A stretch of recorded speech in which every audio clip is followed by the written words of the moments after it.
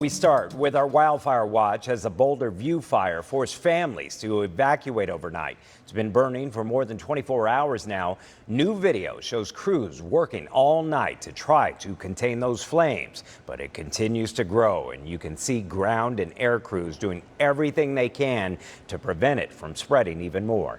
ABC 15 was first on scene in North Scottsdale right after that fire was sparked. Our reporters have been there around the clock working to get you the very latest details. And tonight we're bringing you team coverage to stay safe and informed.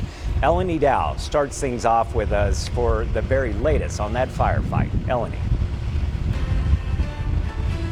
Yeah, for the last hour we've been out here, we've seen smoke billowing up into the air. It wasn't like this earlier, but the numbers on this fire just keep growing. Earlier today, it went from about 2,500 to 3,200 acres in the span of hours, and firefighters and officials tell us winds have been an issue.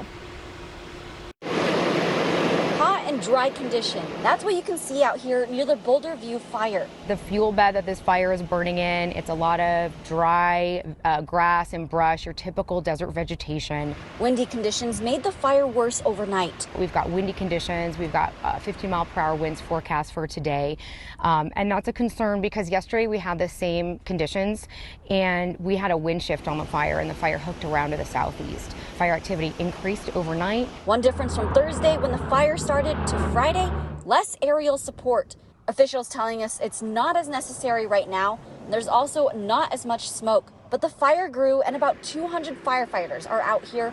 60 homes had to evacuate overnight. We also have a threat to the power lines. They're high voltage power lines. The Sonoran Desert landscape, obviously that's important to us, to the Tonto National Forest, and then of course the Scottsdale Preserve is also threatened. Crews are working 24 hours to try and contain it, and there's no telling what could happen overnight. We want to remind residents that anything can happen. We're cautiously optimistic at this point.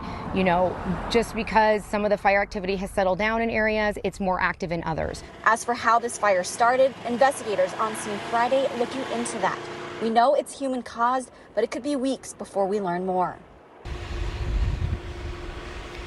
So in the next 2 hours or so, we should be getting an update from fire officials on the conditions of this fire. There are still evacuations in place. You can see those on your screen right there. Right now we're in a neighborhood that's in the set area. And so you can see again on your screen what areas those are in evacuations. And earlier I did mention that wind is an issue. Amber is tracking that tonight and the fire dangers.